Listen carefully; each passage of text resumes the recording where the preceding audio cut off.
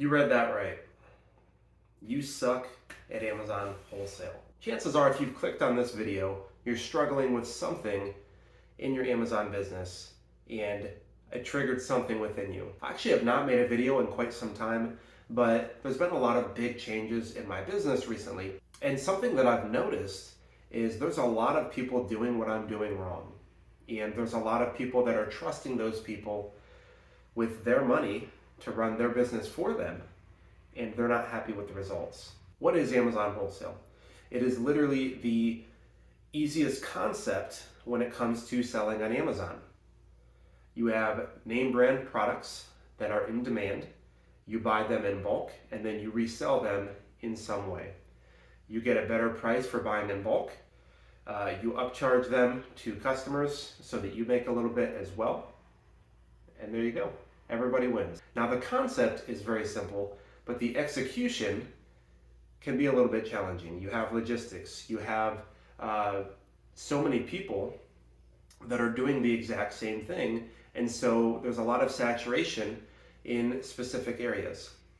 And I just went to ASD, and everyone rolled their eyes when I was like, hey, I'm an e-commerce seller, I run an agency, I've been selling on Amazon for X number of years, and they're like, yeah, so is the next guy, so is the guy before you, and so has 75% of the people here. But after talking to them and learning what these guys are doing wrong, and then explaining what I would do and why they make the dumb mistakes that they do, but how I've set myself apart is different, and I didn't work for everybody, but a lot of individuals are working with us now after us explaining the value that we offer them. So where is the problem with Amazon Wholesale? Why can't everybody do it? Well, you have to put yourself in the position of the supplier or manufacturer that you're working with. You can't expect that you're going to walk in with a few $100s, a few $1,000s, and get the absolute best price possible, lower than the guys that just spent $150,000 with them last month. You can't expect you're going to walk in with this amount of money into a new relationship and just get. That's not how it works. But because of the simplicity of the concept, that's the expectation. I mean, Walmart gets great prices on their products from the brands that they buy from, right? Well, A, you don't actually know what Walmart's margins are. But B, they are buying hundreds of thousands, millions of the exact same type of product. You're not doing that. You're buying a couple cases and you're complaining that you're not getting a good enough price. Or how do I get a better price? So I have 2 tips. 2 very simple things that you can do. And you know what, I'm gonna put this into one concept, okay? Find a supplier that is semi-profitable in some way, okay? One supplier, that's it, just one. And I'm gonna stop using two fingers. Just one supplier, okay? Focus on the relationship with that supplier. Let's say you have a budget of a few $1,000s, or even just a few $100s. My first wholesale order was $350. This was like 2 years ago. We just did $78,000 on one of the stores that we run. I myself, selling on that store that I started, I was able to scale that to $155,000 just by simply re-rolling in the money from that $350 wholesale order. I took on a second job, so I had the money for it, okay? So focus on one supplier, spend as much money as you can with that one supplier. It doesn't matter if the products are crazy ultra profitable or not. How much do you have to spend? Spend it with one supplier. Now, if you have to spread it amongst different SKUs, that's gonna allow you to get your money back faster, so you're not waiting for an item that sells 100 times a month to sell through 3 months worth of stuff. Okay, break it up if you have to, and focus on growing the capital that you have for your wholesale business, but channel it into that one supplier. Now, you start building something very important, especially if you have a rep or someone that you're repeatedly working with, not just random customer service people, but if you get a sales rep, that's really your best friend in that company. And when you're able to spend money with that company, they're able to make a commission, which is why prices don't just drop for no reason. The sales rep, they have to make a little bit off of every sale as well, and then the company as a whole has to make money on these orders too. So you have to earn that. Now, after you've spent, let's say, and you can even ask your sales rep actually, this is what I would recommend, how much do I have to spend with you to be able to hit the next tier of a discount? How much money is it going to take? I've spent $2,000 so far. I love your products. I love your service that you provide as a distributor. I want this to work long term, and I'm willing to buy products. This is you talking to them. I'm willing to buy products at X margin right now. This is where we're at because I value our relationship. What we need to do is know how much more we need to spend to get to where our margin goes to this. To do this, product pricing has to go from here to there, okay? Be reasonable.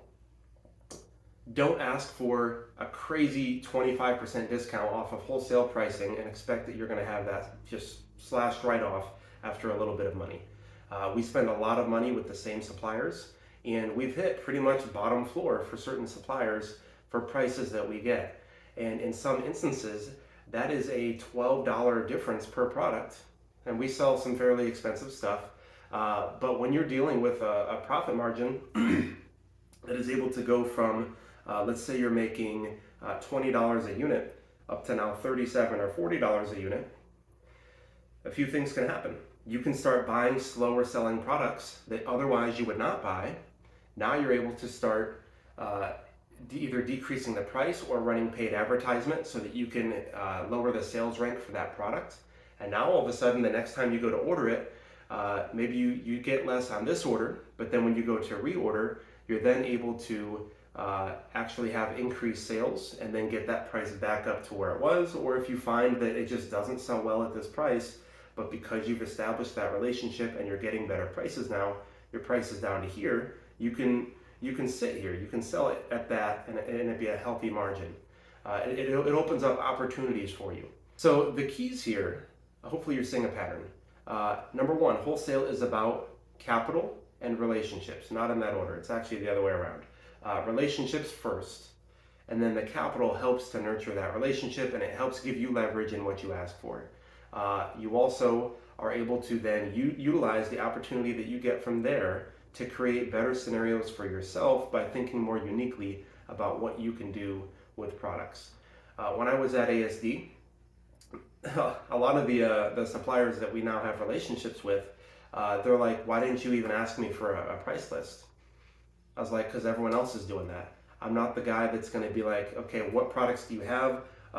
Can you send them in the most convenient way for me so that I can just run them through software and do nothing, and then get the best price possible so that I can sell products, which obviously they want to sell products. But why do they have to do all the work, right? Look for your own opportunities. Find your own gems because there's less competition in those SKUs that they just have sitting in a warehouse because they don't know how to sell on Amazon. But half the people they sell to don't know how to sell on Amazon, and they're just going for the easy, low-hanging fruit, which sometimes you do. But if you're willing to put in the work, you'll find opportunities and you won't complain that things are oversaturated or that there's not enough products or there's not enough margin when you can think strategically about what you're doing. Focus on a relationship, focus on the capital that you have and increase that in that one supplier. And then from there, you can branch off and add on additional suppliers. And that's really going to help you in the long run so that you will not suck at wholesale. Thank you for watching Glomsky Commerce. If this was even slightly valuable to you, go ahead and like this video and drop a comment down below. Let me know what your biggest hurdle is, what the hardest thing is for you with selling on wholesale.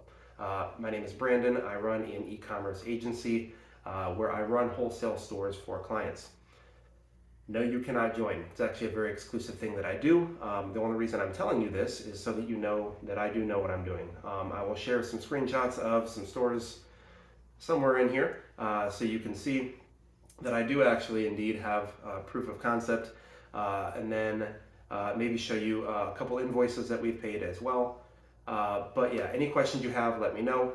Thank you so much for watching, and we will see you guys in the next video.